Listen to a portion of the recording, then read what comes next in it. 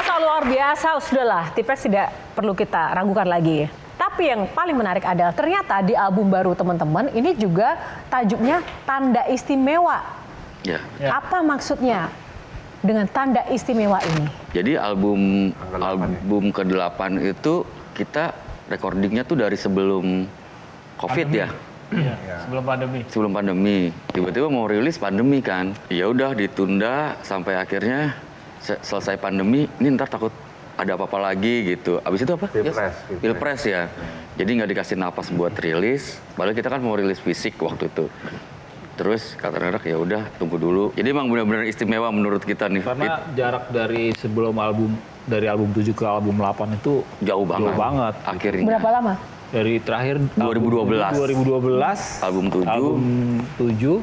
Album 8 ini 2025 ya. 2025. Dulu tuh kalau nggak ada pandemi mungkin kita nggak punya YouTube juga. Jadi pas banyak ada berkahnya. iya, anak-anak nih agak malas gitu kalau sosmed. Jadi pas pandemi kan banyak waktunya ngumpul gitu. Udah mulai startnya dari podcast itu ya. Kita dari podcast itu. Gimana penerimaan pasar terhadap album baru Tipe X? Oke sih, maksudnya oke dalam artian untuk kita yang udah lama banget gitu ya. Kita pernah stres juga, jadi kita sempat rilis album 8 itu untuk dijadikan single di tahun berapa tuh? 2022 apa? Single pertama 2021. 2021 ya? Iya, kita ya udah rilis aja lah karena memang udah selesai. Takutnya nih jadi kelamaan gitu. Kita rilis single, jadi ada beberapa single kita rilis 3 ya kalau nggak salah. Dan di perjalanan album ini sebetulnya lucu, ada lagu yang akhirnya dibayarin sama orang gitu karena ini ada yang istilahnya tuh mau beli lagu gitu. Dari album yang baru nih. Iya, akhirnya ya daripada kita latihan lagi udah kasih aja salah satu dari album. Ternyata oke gitu. Ada lagu gacoan nggak yang paling diunggulkan nih di album terbaru ini? Lagu pertama single kita yang sampai sekarang di berapa ya udah 4 juta ya? 4 jutaan tuh Kisah Cinta Kamu dan Aku. Wah, tumben judulnya romantis gitu. Iya, karena itu waktu itu kan cerita tentang pacaran jarak jauh gitu kalau buat orang-orang yang punya LDR lah. Pas pandemi kebetulan tuh jadi cocok karena ya itu kan orang nggak bisa ketemu, ada yang keluarganya suaminya di mana, istrinya di mana kan nggak boleh ketemu tuh waktu itu. Itu tadi lagu yang dibeli akhirnya jadi lagu apa? Lagu itu judulnya Semangat Buat Kamu. Itu harusnya lagu ini buat di album. ya, itu ya. Oh harusnya di album. Harusnya di album. Tapi nggak jadi di album. Nggak jadi album. Itu dibeli sama Siapa? anaknya PSBY. Oh, Iya. Masih Bas. Iya. Oh, oke. Ya lumayan sih, makanya dilepas. ya harus gede lah. Kalau cuma kecil tapi dilepas makan saya. Tapi dipakai kepentingan politik nggak sama dia? Enggak. Enggak sih. Cuma Kalau- di video klip doang ada. Tapi kalian kalau misalnya lagu kalian dibeli buat kampanye tokoh tertentu, bagaimana kalian menyikapinya? Tergantung waktunya itu. Iya, Waktu tergantung. Kita kadang-kadang orangnya tuh selalu kalau anak-anak sepakat ya ayolah. Iya. Tapi nggak menutup diri dengan gitu ya lagu-lagu kan tadi udah dibeli Ibas lagu satu. Iya, kalau itu kan sebelum rilis ya. Kalau lagu yang udah rilis, kita nggak tahu kayaknya. Iya, belum tahu sih. Nggak tahu kalau lagu yang belum Harus rilis. dirundingkan. Kita sempat ikut kampanye Pilpres juga kan. Cuma kita penghibur aja, jangan sampai kita bikin Kita nggak declare. nggak declare gitu. Pure menghibur. Nggak kalian kampanye di dua kubu yang berbeda gitu?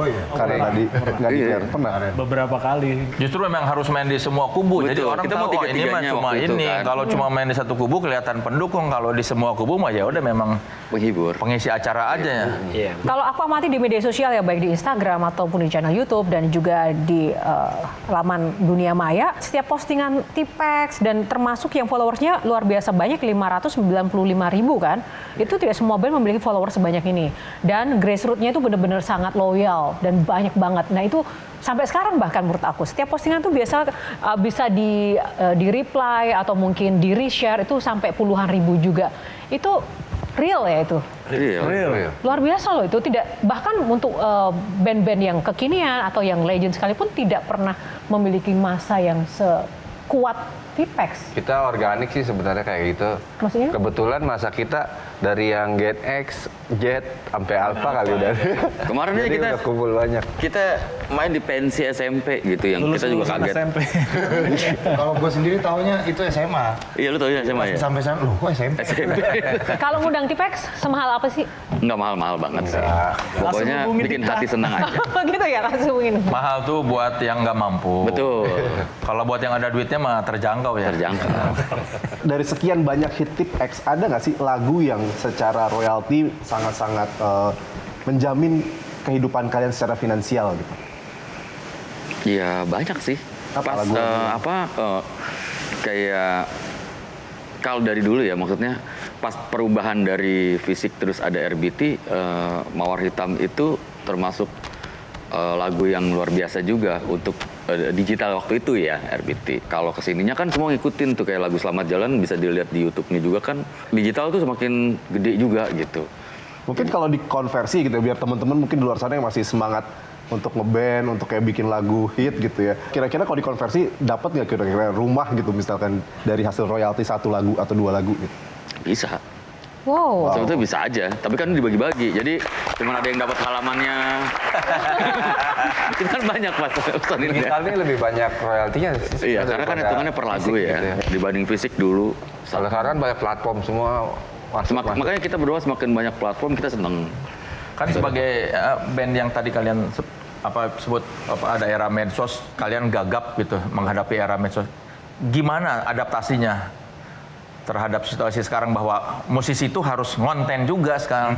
Masih gagap. Masih gagap sih kita. Masih gagap? Iya, menurut gua kehidupan pribadi gua nggak pingin orang tahu gitu. Tapi kata mereka nggak apa-apa kan sekarang banyak band-band atau artis-artis yang ya main TikTok di rumahnya atau apa. Sedangkan itu kan selera menurut gua gitu. Gua pinginnya orang penasaran aja gitu, ada rasa penasaran yang dijaga sih kalau gua gitu.